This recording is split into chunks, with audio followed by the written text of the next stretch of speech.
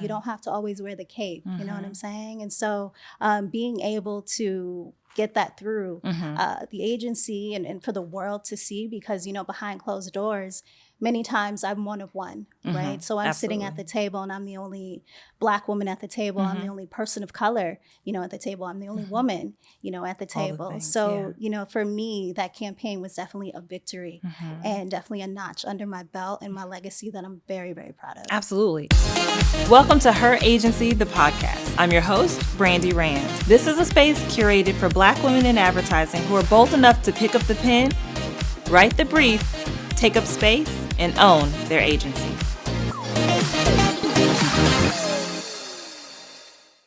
Welcome to Her Agency, the podcast. We just had a dope conversation with one of a few, actually one of one, the Courtney Richardson. You may know her as the award-winning marketer, creative director at Droga5, but she is so much more than that. This is a conversation you don't want to miss about owning your agency, taking up space, telling your story, and building community. Tap in. Welcome, Courtney. Thank you for having me. Absolutely. Thanks for being here. Okay, Courtney, you're in the building. We made it happen. Yes, we are here. So before we get started, I like to ask everybody one question. But first, I want to reflect. Let's do it. So for everybody, this is our first time meeting in real life. I've been following her for years. She's a trailblazer and y'all know it. However, what I just want to give you some flowers about real quick is when I didn't even call you. I fell through the DMs on LinkedIn. Yep. And it was just on some, hey, boss to boss, like, let's see can we link? Can we make it happen? I've got this passion project. I'm dropping a pod centering Black girls in advertising. And you were like, say less. It was energy, vibes, community, collaboration out the gate. So we need more of that. I just want to shout you out for just personifying what it means to be somebody that is collaborative in building community. That is so dope. And I don't know like how you move in your agency space, but I feel like it's more of the same, because for you just to be so down and just like on go is really what we need, especially with the current state of the things, you know, as far as Black women are concerned and how we're feeling about recent political things. But just thank you for just being dope and down to be here today. Thank you, Brandi, for that. You were speaking my language. Okay. Right? Like we all know it goes down in the DM. I get tons of messages from people, you know, with different opportunities. And you were talking about community and sisterhood and Black womanhood and agency and what that means to hold agency, especially in our industry. I was like, no questions asked. Let's do it. Where do you sign me up? Oh my God, that's so dope. That's so dope. So here we are. Here we are. And I'm so glad to have you on the inaugural season of Her Agency, the pod. Give it up. Give it up. Hey. Yes. So what I want to ask you, like I asked everybody, what is the one time that you're most proud of when you leveraged your agency in your career? I'm sure there's many. There are many. Yes. I'm sure. I'm sitting here and like going through like the file cabinet. One, I would have to say, working with Megan Thee Stallion. Hey. Yes, for the hot girls out there. Yeah. That campaign was, you know, Black Don't Crack. Yes. And it was really centered around Black women and mental health, right? So many of us, we grow up in environments where mental health is taboo. Yes. And we know that Megan, the star that she is, you know, she's a celebrity, but she's human at the end of the day. So being able to showcase her in this like light and be vulnerable and to show Black women and Black men, you know, that it's okay to let the wall down, to express yourself, to, you know, when you're struggling, to ask for help. Yeah, not be the strong girl. Exactly. You don't have to always wear the cape, you know what I'm saying? And so being able to get that through the agency and for the world to see, because, you know, behind closed doors, many times I'm one of one, right? So I'm sitting at the table and I'm the only Black woman at the table. I'm the only person of color, you know, at the table. I'm the only woman, you know, at the table. You know, for me, that campaign was definitely a victory and definitely a notch under my belt and my legacy that I'm very, very proud of. Absolutely. And we are just going to add it to the roster. Yes. You've done so much. So many accolades, so many awards.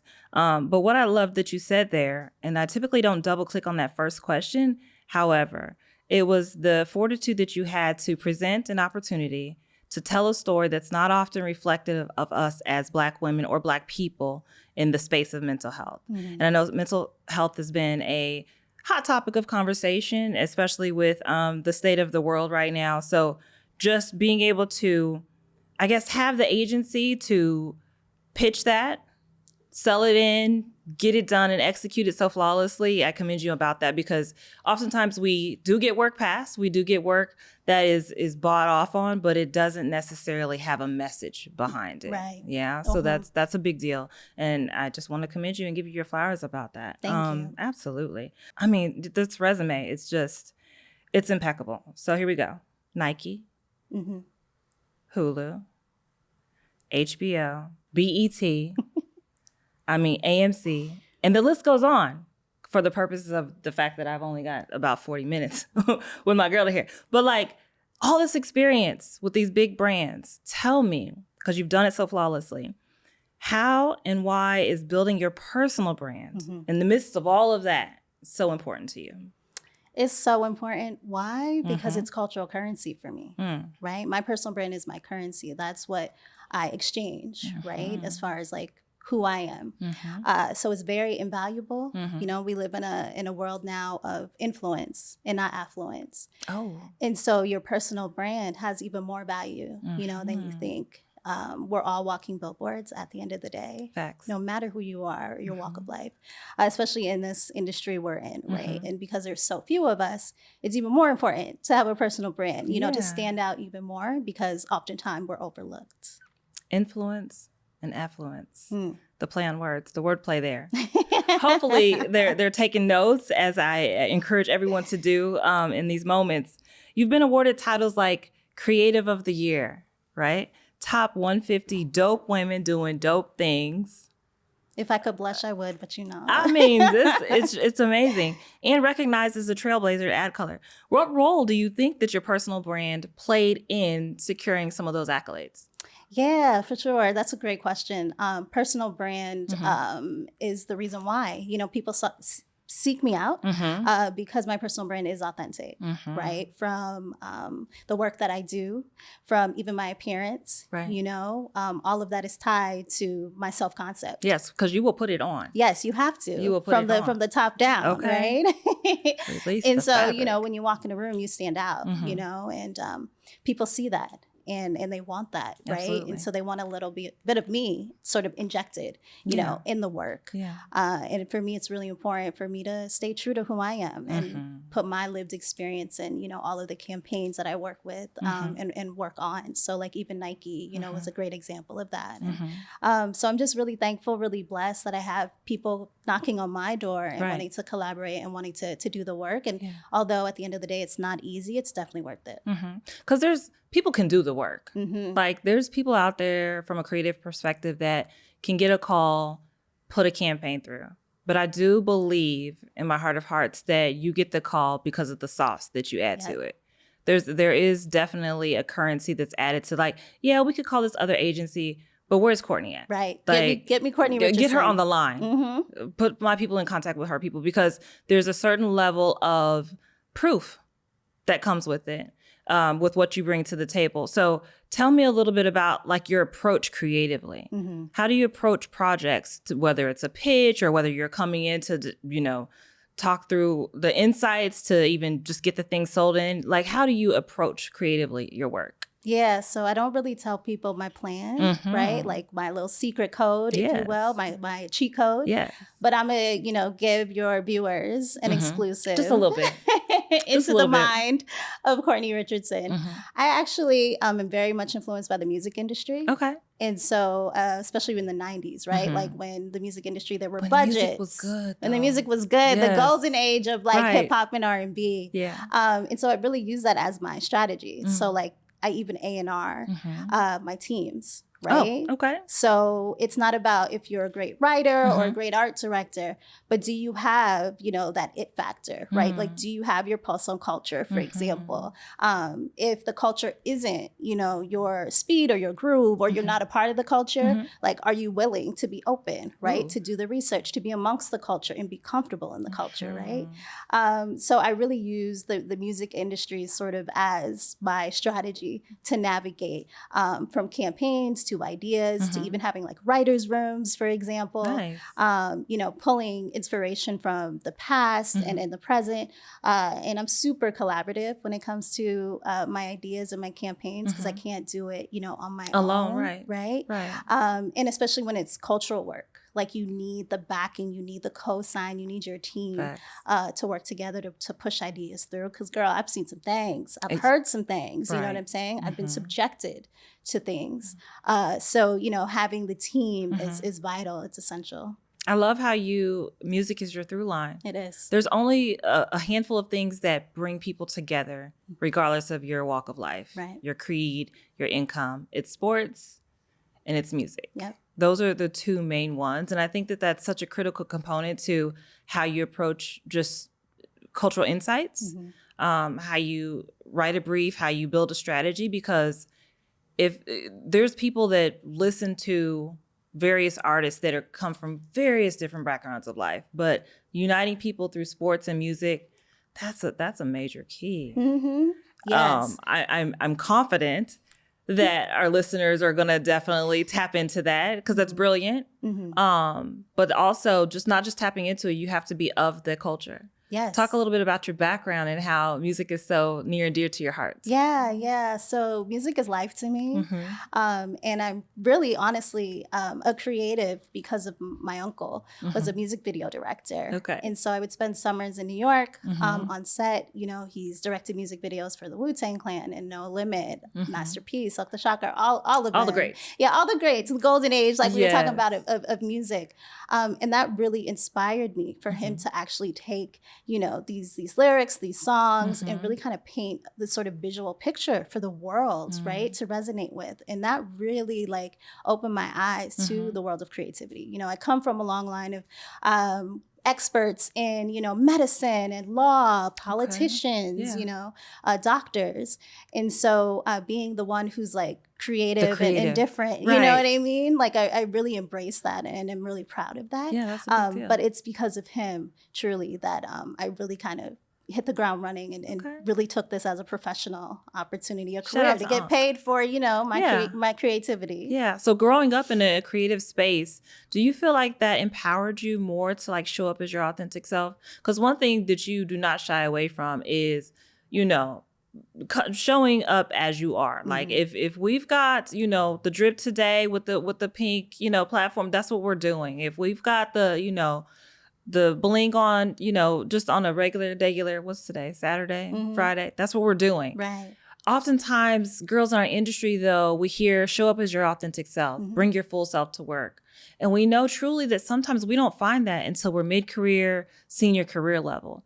I have a guess that maybe growing up creatively, you were empowered to do that. Talk a little bit more about like how you're so comfortable bringing your full self to work authentically, and just a nugget for those who maybe are not reared in a creative space with an uncle who does music videos, but how can they own their agency and show up creatively, authentically when they go to work?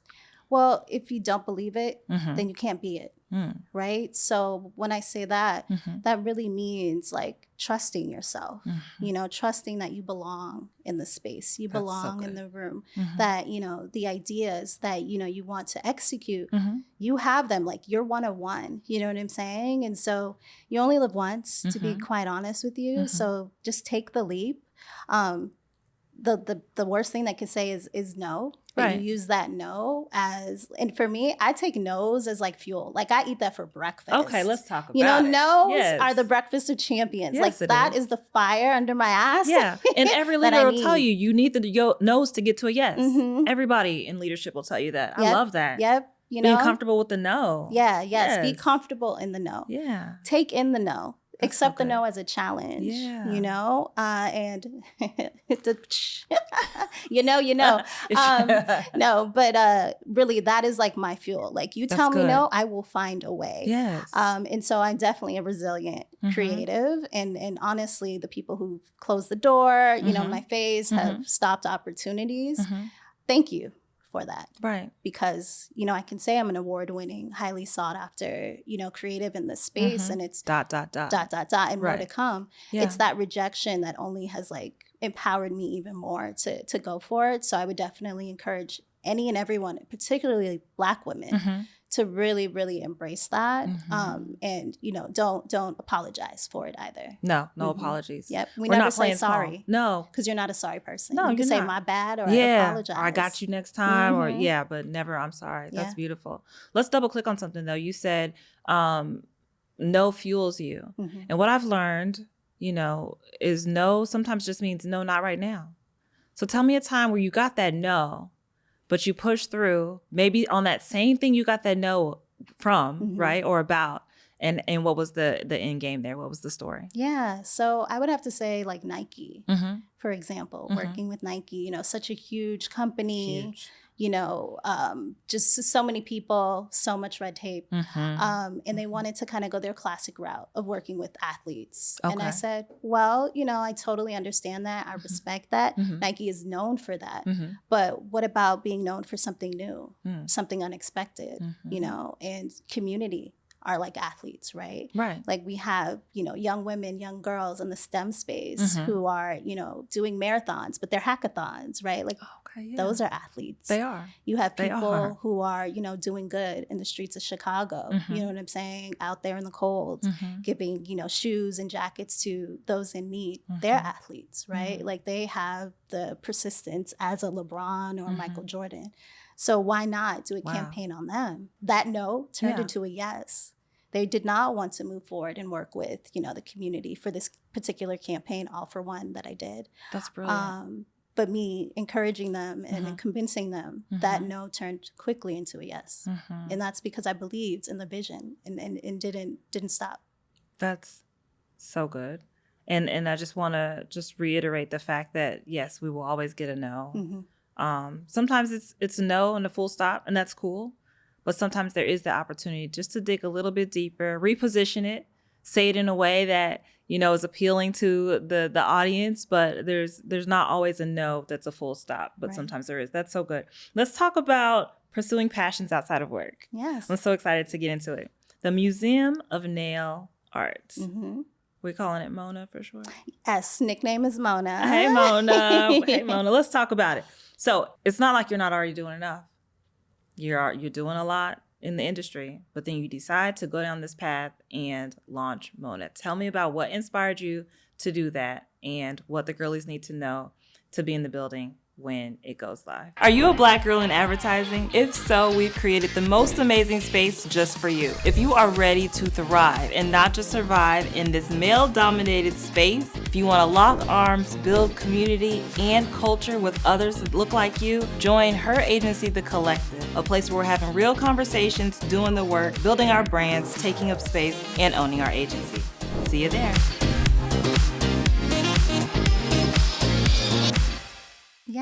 Yes. So Mona is my baby, and definitely a passion project that I do not take lightly. And the Mona has been a concept I've kind of always had for many years. And it really stemmed from, you know, after, you know, work, going to the nail salon and allowing that to be sort of like my therapy, right? Ooh, okay. And you know how trying corporate America can be. It's a lot that you have to manage. Decompress from, yes. Yeah. And so going to the nail salon was like, you know, my moment just to unwind and connect. And, you know, your nail artist, your manicurist is like your therapist, just like, you know, the barbershop and the hair salon. For the fellas, right? Yes, yeah. So, you know, wanting to pay homage to that and kind of respect that. But I think also growing up, you know, you would go to the nail salon, you know, with your mom, your sisters, your cousins, and it's kind of like a rite of passage in a way. It really is. You get the clear, you know, nail polish. The little polish. Right. Then you upgrade to like the sparkles. Oh, yes. And don't solids. Get the sparkles. And then on a special day, you might get a little sticker or a little jewel just or something. One. Yes. Keep it cute. Then you get the acrylics, you know, you get the length, the claws. Levels. Yes. Right. There's levels to it. Yeah. And it's very, you know, niche and unique, especially within the Black community. And culture, yes. Yes, and Black women. Yes. And then thirdly, you know, there's just so many Black women who do not get their flowers for being innovative, you know, from SWV to FloJo. You know, FloJo actually did not only win medals, but she actually was a cosmetologist as well. So she did all her nails. What? She also did her hair. So imagine, you know, not only having to train, but also sort of train to get her look and everything Yes, we got to get the look then. Right. You talked about personal brand earlier, right? FloJo's personal brand, you think of her, you immediately think of her nails. Yes. Right? Yes. So wanting to... And the audacity to run in a press. Yes. Because I was just like, wow, she's bad. She is. Yeah. Yes. Definitely a hero, icon of mine. But wanting to hold space and wanting to pay homage to that, because the Hailey Biebers and the Kylies, great, but, they're getting credit for like the glazed donut look and all these things. And it's like, girl, no. Like, if you really were with it, you'd understand that this has been going on for years. Yes. These Black beauty rituals. Let's open a 90s magazine. Yes. Flip the pages. Okay. Do your research. Google's your friend. This is not new. This is not new. I love that. Something that is amazing that you touched on, and what we are hearing a lot more about, is creating space for self-care, and how you leveraged going to get your nails done as your moment to go decompress, get away from work, find your Zen moment. How important is it for you to find those moments with all you do, right? You're busy in the advertising space, you're building and launching Mona.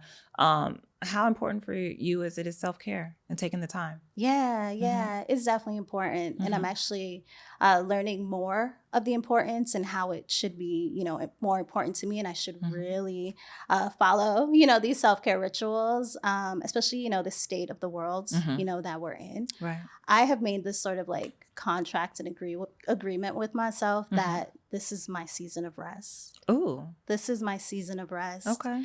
I can't save everybody. You can't. We can't. And that expectation, especially being a Black woman in advertising, there is this unspoken expectation that you have to, not only work 10 times harder, but you are, great, and at all times. Have you heard of pet to threat? Oh, that concept. Let's dig in. Yeah. Let's dig in. Yes. I've seen my world transition from that sometimes very quickly. When she's serious. And then sometimes it's a trickle effect and it takes a little bit longer, and you're the pet for a really, really long time, and it gets good and you get comfortable, and then you turn into a threat. Yes, let's talk about what's your experience in experiencing pet to threat. It's rampant, in corporate America. I've gotten to a point where I have like my radar where I can detect it pretty early. Oh, good. Which is good. But I learned to do that, right? Like, I'm pretty well seasoned in the industry. I'm not, young, bright-eyed, bushy-tailed. So, but I have learned from past experience, whether it was directed to me or my peers. I'm always kind of scoping and taking notes. We clock it. Yeah, we clock it. We're people watching. We see you.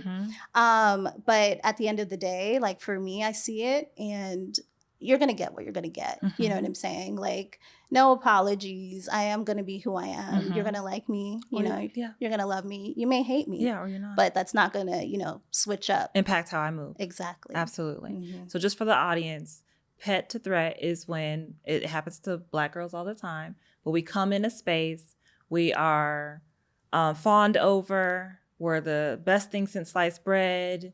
Something I said in an earlier podcast, we're so articulate and we come in with such creative ideas, and we're just the bee's knees. And eventually, we own our agency. We take up space, we lean in, we say the things that are uncomfortable, we call them on their bullshit, and then we end up turning into a threat. So we go from being a pet and the shining star and the new shiny thing to becoming a threat in the environment for people who are just waddling in mediocrity, is basically what it comes down to, and are uncomfortable with our presence. So just wanted to throw that definition in there. Back to you. When we talk about what Droga 5 is doing, and we know it's known for its cutting edge campaigns, and you're at the core of a lot of major projects, how do you stay true to your creative style? Because we know a lot of brands, you spoke on Nike earlier, but there's a certain approach that you take to your work. How do you stay true to it, even though, because we know as on the agency side, we are at the client's beck and call to a degree, right? They often say, oh, we know our brand better than you. We don't feel like you're getting it. You don't know our consumer. You don't know our client. How do you stay true to knowing what you know, saying it with your chest, fighting for the idea or the insight? Yeah. Very much following my instincts, my gut has really been just a great resource for me as far as like choosing and coming up with ideas and advocating and championing for ideas. that instinct has been very helpful for me, but it's been also very difficult because at times I'll be like the only cheerleader for an idea. Oh, right. And maybe other people don't understand or get it. But my work is really rooted in lived experience. So like Amazon Music for Hip Hop 50. Okay. You know, paying homage to Queen Latifah, and, you know, talking about 50 and Forever and how music influences different generations. That was very much inspired like by my household, right? And so I think about my lived experience and I think about, I wonder how many other people have experienced this as well. Right. And so I bring that. And when I'm pitching, I really allow and try to get my audience to imagine themselves in this sort of experience, even if they have no real cultural reference or context to it, and kind of allowing them to kind of be in that space and kind of understand as I'm trying to sell in the idea, I found has been very helpful rather than speaking at them. Speaking with your clients on an idea can really help them greenlight it and say yes to it. That's beautiful. There comes a moment in time when your lived experience is really the best insight in the room. Yeah. There's no amount of data or numbers or analytics that can just say, I know what I know. Yeah. Like I live this, or the impact of music and culture is real because, hey, look at all of this impact that my uncle or my family members have created in this space. I think that we are oftentimes as Black women in advertising undervalued, right? Brands say so much, we need to get a specific demographic. We need to tap into the culture, but we're not in the rooms to tap into the culture. What strides have you made in creating space so you're not the only one in the room? What does that look like for you? That looks like allowing my team to be at the table, to actually be on pitches with me so that they can see, you know, how it's done. You know, many people don't operate that way. There are creative directors who are very much, they'll have an idea and they just want the team to kind of put the bells and whistles on it for them, and they'll take it to the client and sell it in. But for me, I'm all about community and having my team, having my people at the beginning, right? So for creating a campaign, having them touch it from soup to nuts. Oh, good. So opening the door and allowing them a seat at the table, it just makes the work so much richer. And it's not solely based on my lived experience either, right? Like, for example, hip hop, you might know more about like the South, right? Yeah. Dallas hip hop and artists from there. I'm from the Bay, you know what I'm saying? So my lived experience is very hyphy. Very hyphy, okay. Yes. You know what I'm saying? Going stupid, going dumb. And you know, you're chopped and screwed, right? Yes. And also, I mean, you know, we got a little Tech Nine, a little Nelly in there from Kansas City. But there's very different perspectives. I love that. Yeah. It's important to bring as many voices to the table.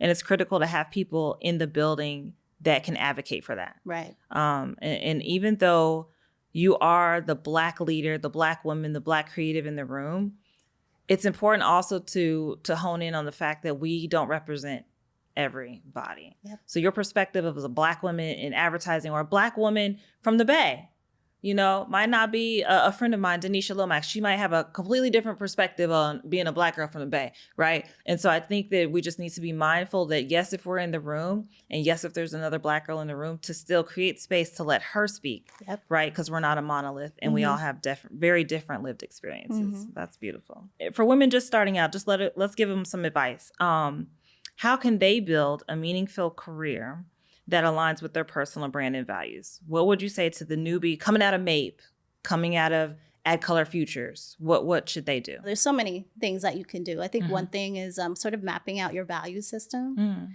So what that means is like looking at who you are right now. You know, you might be 24, you know, coming out of school, for example. What is it that you want to do? Yeah. What brands do you want to work with? You know, really doing your research, I think, early on is super important. It's critical. So if you want to work on the agency side, like who are your big three, right? Like I'm always tying it back to music, for example. I mean, sometimes it's not just big me. It is big three. Right. It's not always big me. But but really, what is the big me? For the big three. For the big three. So can you envision yourself, right, at so-and-so agency? Right. Can you see yourself at a Droga 5? Can you see yourself at a Wide End, you know, or 72 and Sunny? Don't let them tell you you're not a good fit. You decide if they're not a good fit for you. Another bar. Yeah. Like Because an interview is an exchange of if it's a good fit. Yeah, this not isn't just a one-way situation. No. You know, like they need you more than you need them. Yeah, at the end of the day, that is accurate. Yeah. What's another piece of advice you can give a newbie on? Yeah, I would say find your tribe. You know, if you do start at a new company, agency, or brand side, finding community is so important. Finding a mentor is critical. And if you don't have anyone at work, for example, there are a ton of organizations, you know, Ad Color, you know, being one of them, to find your community. Because, you know, oftentimes we think we're alone. We're dealing with things like imposter syndrome or, you know, not being heard or being gaslit.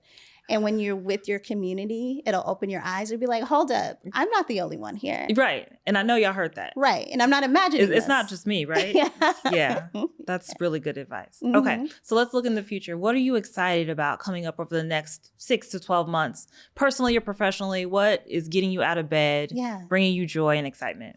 Love that. I love that question. For me, the Mona, you know, opening the Mona is something that wakes me up, inspires me. You know, it's my baby. Like I said, it's my passion project. So opening the Mona, you know, in New York City, and opening.